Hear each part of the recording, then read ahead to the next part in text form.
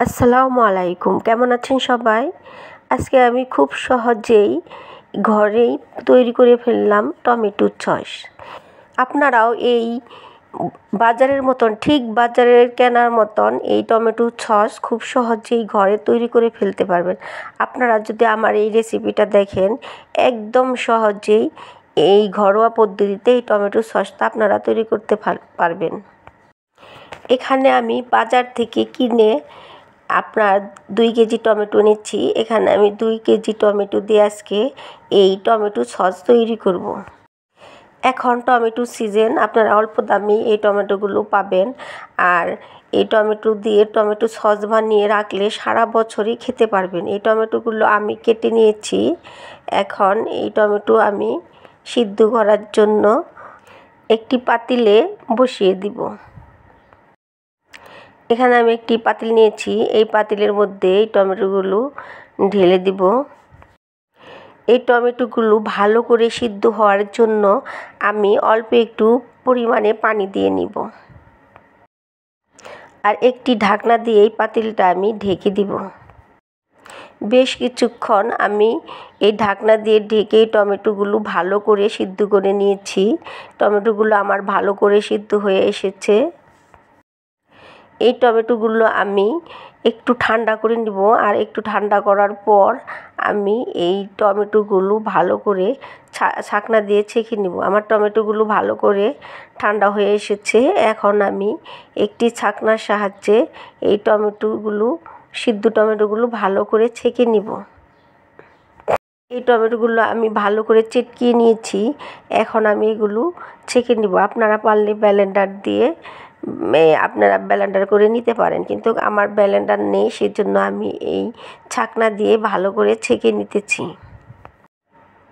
যদিও আমার একটু কষ্ট হয়েছে, কারণ ব্লেন্ডার নেই, সেজন্য এই টমেটোগুলো এটার মধ্যে দিয়ে চালতে খুবই কষ্ট হয়েছে। তো এই যে আমার টমেটোগুলো ভালো করে ছেঁকে নিয়েছি।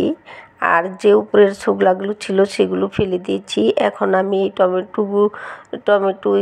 টমেটোগুলো ভালো করে ছাকার পরে এই টমেটোগুলো এখন আমি পাতিলে দিয়ে ভালো করে জাল করে টমেটো সস তৈরি করে নিব।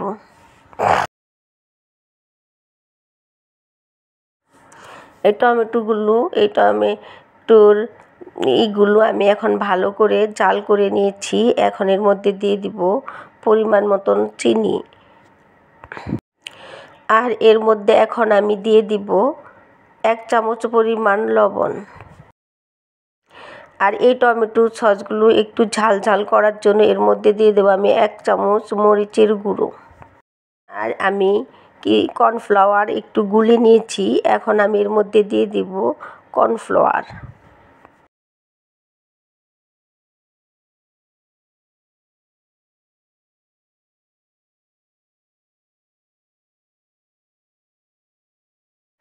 আমার এই টমেটো সসের মধ্যে এখন আমি দিয়ে দিব ভিনেগার। এই ভিনেগারটা দিলে টমেটো সসটা অনেক ভালো থাকে এবং এর ফ্লেভারটাও ভালো আসে।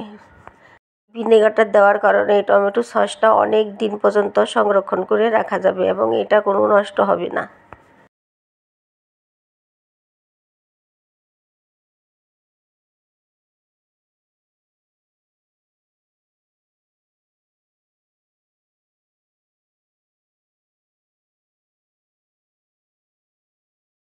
দেখুন আমার টমেটো সসটা দেখতেও কত সুন্দর একটা কালার হয়েছে।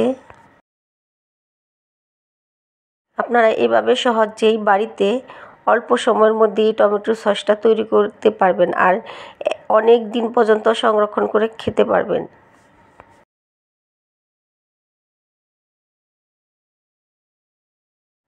এই টমেটো সসের স্বাদ বৃদ্ধির জন্য আমি এর মধ্যে দিয়ে দিব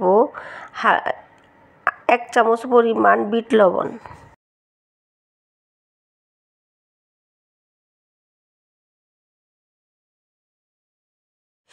আমার টমেটো সসটা পুরোপুরি হয়ে গেছে। এই যে দেখুন, একটি প্লেটে নিয়ে দেখাচ্ছি। আমার টমেটো সসটা একদম পারফেক্ট হয়ে গেছে। এখন আমার টমেটো সসটা এখন আমি নামিয়ে নিব।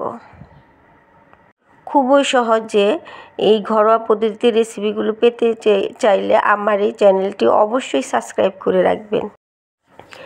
একটি লাইক ও একটি কমেন্ট করে পাশে থাকবেন।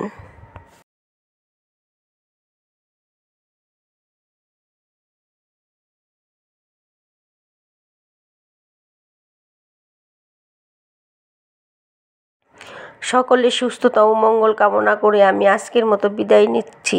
সুস্থ থাকুন, ভালো থাকুন। আল্লাহ হাফেজ।